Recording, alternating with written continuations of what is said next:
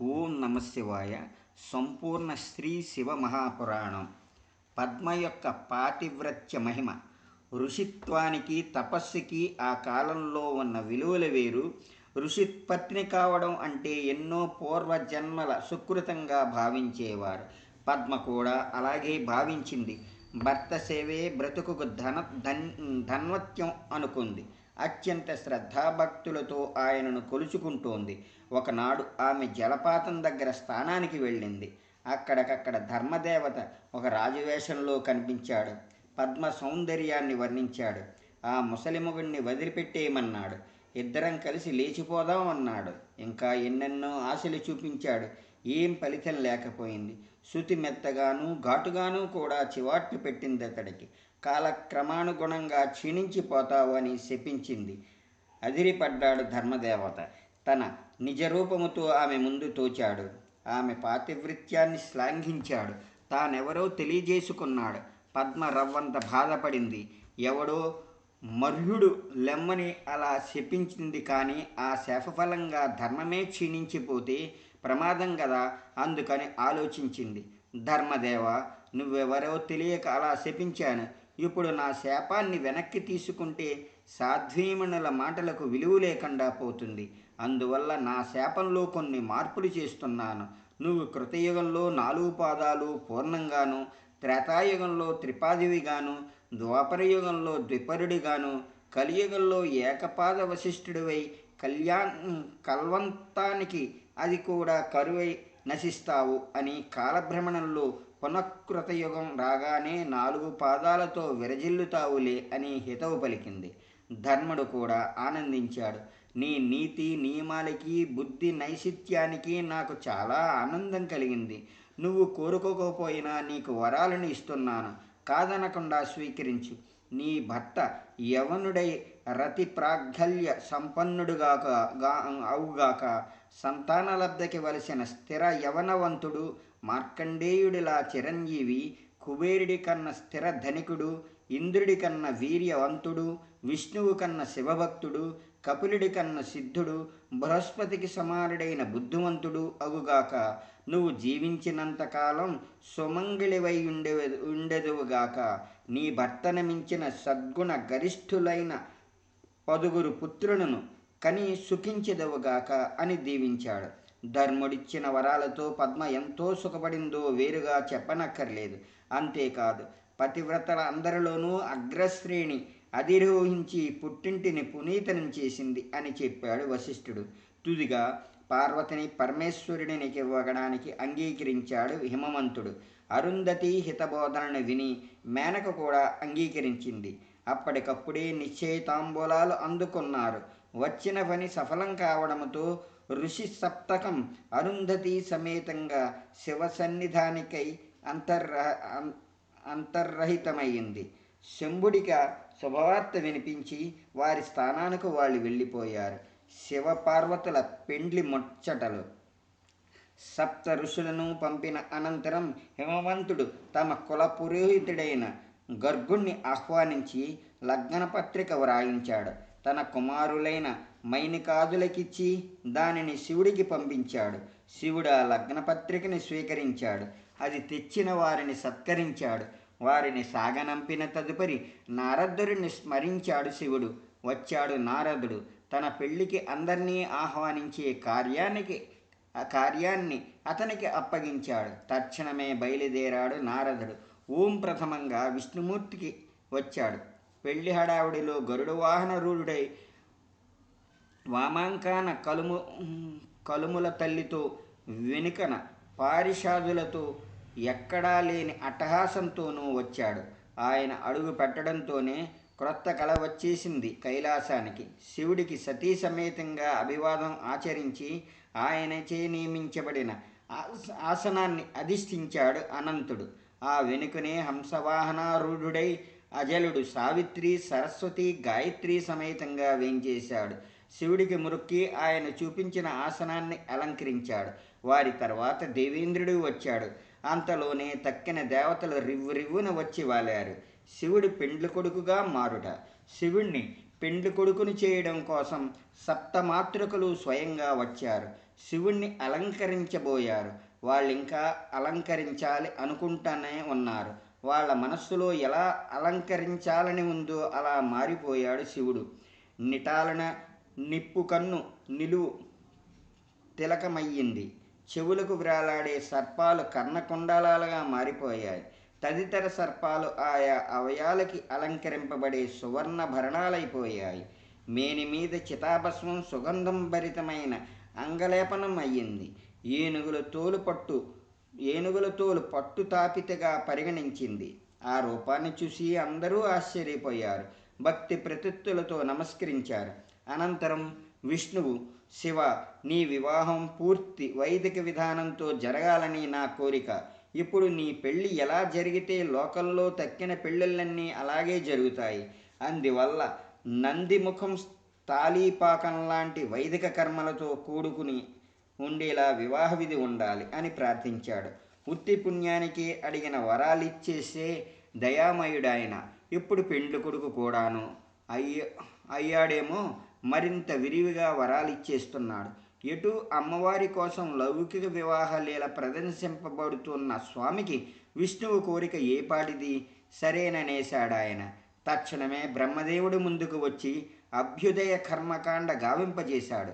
ఎందరెందరో విప్రులు, అత్రి, అగస్యుడు, అరుణపాలుడు, ఉపమన్యుడు, కన్య, కశ్యప, కుశిక, కౌత్సులు, గురుగర్య, గౌతమాదులు, చ్యవన, జమదగ్నులు, దదీచి, పిప్పల, పరాశర, బృహస్పతులు, భరద్వాజ, బాహుర్యాదులు, మార్కండేయుడు, వశిష్ఠ, వేదవ్యాసులు, శక్తి, శిలాపాకాదులు ఒకరేమిటి అనేక మహర్షులు తమ శిష్య ప్రశిష్య గణాలతో సహా వచ్చి బ్రహ్మ చెప్పిన పద్ధతిలో వివాహారంభ ప్రక్రియను ప్రవర్తింపజేశారు.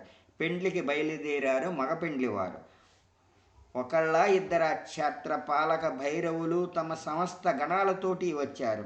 అటు విష్ణు పారిషాదులు, బ్రాహ్మణులు సర్వభరణాలతో 33 కోట్ల మంది దేవతలు, ఆ దేవతల కన్నా అనేక రెట్లుగా సుమారు 28 లక్షల కోట్ల గణాలతో విశాఖ, శంఖవర్ణ, కేకే రాక్షసాది గణాలు విజయ, వినోద, మంగళాట్టహాసాలతో తరలివచ్చారు.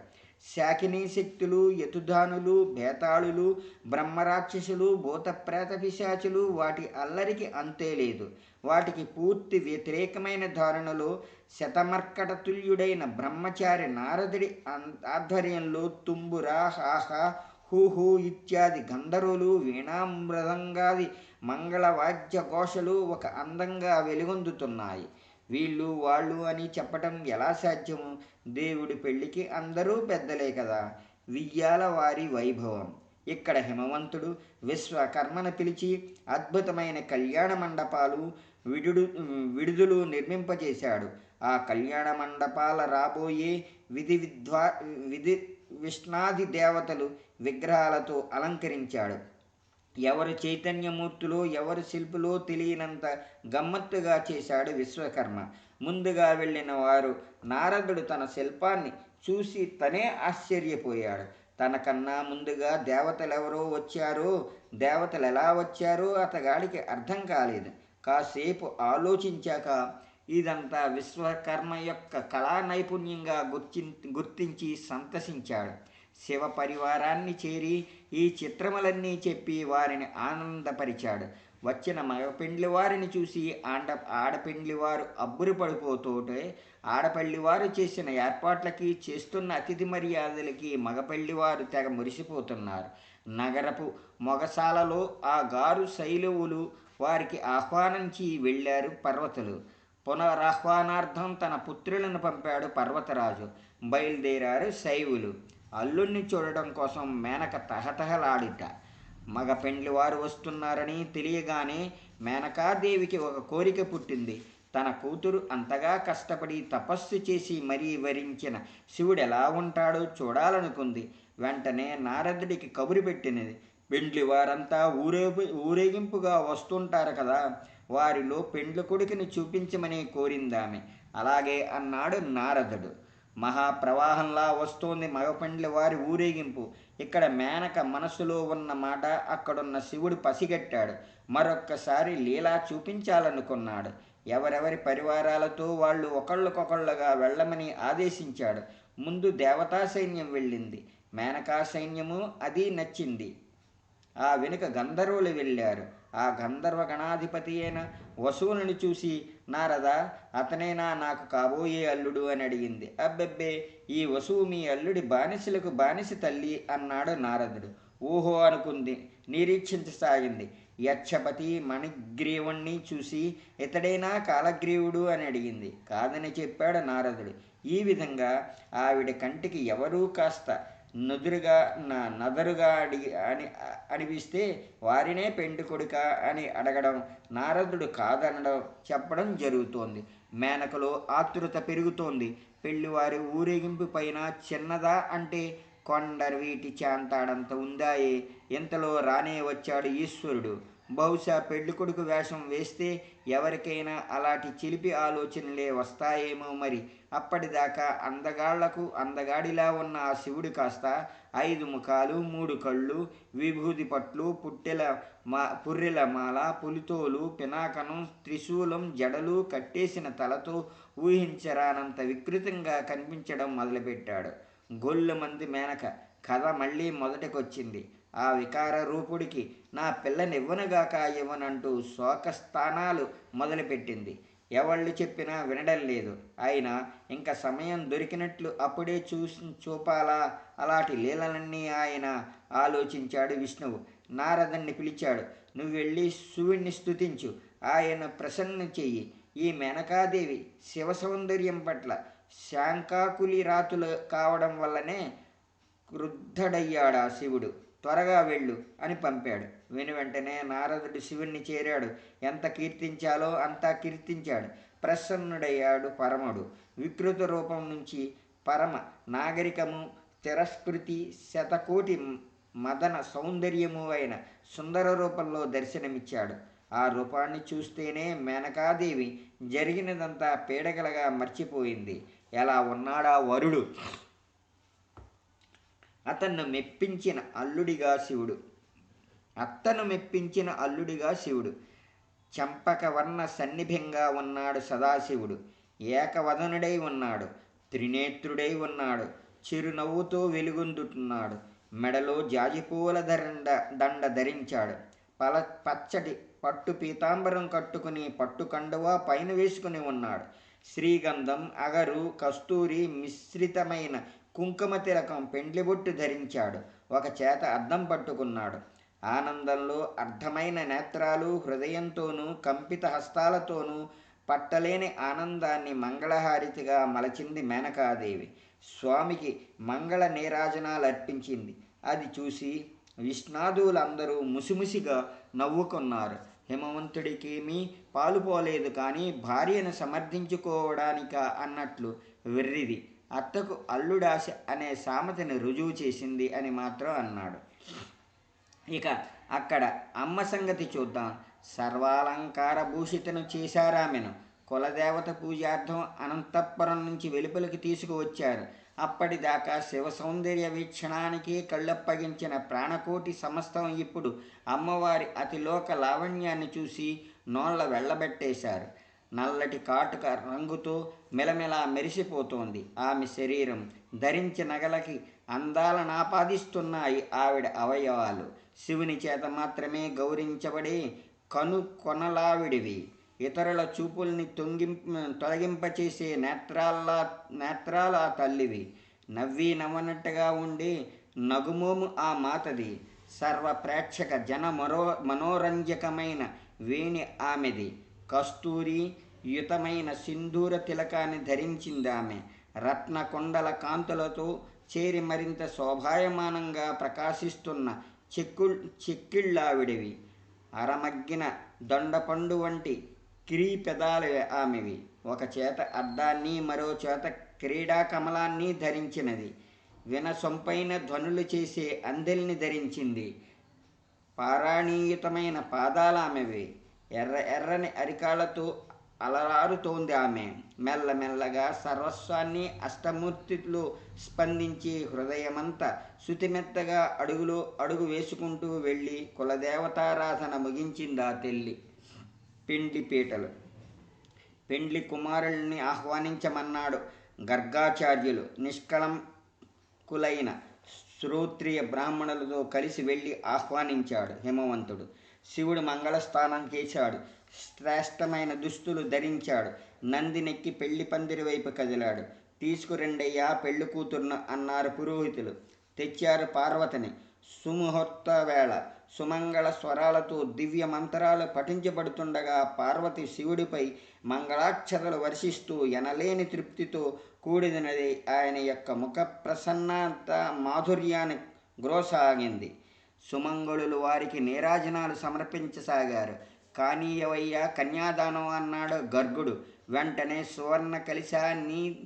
సువర్ణ కలిశాతి నీతపోత జలాలలో వరుడికి పాద్యాది సమర్పించారు. చందన తాంబూలయుత వస్త్రాలతో సత్కరించినారు. దైవజ్ఞులు తిథివార నక్షత్రాలను పలుకుతున్నారు. ఆ సమయంలో జరగవలసిన తంతు ప్రకారం హిమవంతుడు శివుణ్ణి తమ కులం, గోత్రం, నామధేయం, వేదం, శాఖాత్యాలు త్వరగా సెలవిస్తే ప్రవర పఠించాలి అన్నాడు. శివుడు మౌనం వహించాడు. ఆ మౌనం బయటపడకుండా నారదుడు అదే పనిగా వీణ మెట్టడం ఆరంభించాడు. ఎవరు చెప్పినా వీణ ఆపలేదతడు. చివరకు హిమవంతుడు బలవంతం చేసి ఆపించాడు. అప్పుడు నారదుడు నవ్వుతూ, బ్రహ్మ విష్ణువులకే అంతుపట్టని రుద్రుడి కులగోత్రం అడుగుతున్నావేమిటి బండలగండ? ఏ రుద్రుడికి ఒకరోజు గడిస్తే కోటి బ్రహ్మలు గతించిపోతారు. అటువంటి శివుడి ప్రవర చెబుతావా మంచుకొండల రెడా? ఎవడు పరబ్రహ్మో, ఎవడు నిర్గుణుడు, ఎవడు నిరాకారుడు, ఎవడు ప్రకృతికి అతీతుడు, నిర్వికారుడు, పరాత్పరుడు, సమానాధిక వర్జితుడు, సమస్తము తానే అయినవాడు, సర్వవాముడు, నామ సర్వస్వ మూర్తిత్వము, ఆయన పేరు గోత్రము కావాలోయి నీకు రాళ్ళరాజా? నీ కూతురు చేసుకున్న పుణ్యం పండి అల్లుడిగా వచ్చినందుకు ఆయన అడగవలసిన మాటైనా ఇది జగడాండ? అయినా చెబుతాను విను. శివుడు నాదమయుడు, నాదం శివమయం. నాదానికి కులం, గోత్రం ఏముంటాయో అవే ఆయనకి ఉంటాయి అంటూ పెట్టవలసిన 4 నిష్కర్షగా పెట్టేశాడు. అంచేతనే నీ ప్రశ్నలకి జవాబుగా వీణను నాదింపచేశాను. నీకు అర్థం కాలేదుగా. వాక్యమైతే గాని అర్థం చేసుకోలేవు నువ్వు. అవిజ్ఞానస గోచరమైన శివతత్వాన్ని ఏం తెలుసుకుంటావయ్యా ఇంకా అని కూడా అనేశాడు. అందరికీ కనువిప్పయింది. హరిబ్రహ్మాదులు నారదుణ్ణి మెచ్చుకున్నారు. గిరిజనులారా, ప్రవర్లడుగా తగిన వేళ కాదు కానీ ముహూర్తం మించిపోకుండా కన్యాదానం కానివ్వండి అన్నారు. ఓం తస్మై రుద్రాయేణ మహతే అనే మంత్రంతో ఆరంభించి ఇమాం కన్యా తుభ్యమహం దదామి పరమేశ్వర, భార్యార్థం పరిగృహ్లీష్ణం ప్రసీద సకలేశ్వర అంటూ అమ్మవారి చేతని అయ్యవారి చేతిలో ఉంచి కన్యాదానం చేశాడు హిమవంతుడు. అన్ని రకాలైన కోరికల సముద్రాన్ని అవలీలగా తరించిన ఆనందం పొందాడా తుహిన చలాధీశుడు. లోకరీతిని పాటించాడు లోకేశుడు. కో దాత అంటూ భూమిని స్మరించాడు. గిరిజా పాణిగ్రహణం గావించాడు. నమశబ్దాలతోనూ జయ జయ శబ్దాలతోనూ నభోంతారాలు నిండిపోయాయి. మధ్యాహ్నం వేళ తత్సమయోచిత స్తోత్రాలతో శివుడిని స్తోత్రం చేశారు. గర్గుడి అనుమతిపై మునులంతా పార్వతీదేవిని వేద మంత్రాలతో అభిషేకించారు.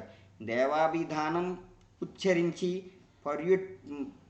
పర్యుక్షణ విధిని ఆచరించి ఆనందమే ఆనందమైపోయిందా వివాహ వేదిక. ఈరోజు పురాణం సంపూర్ణం.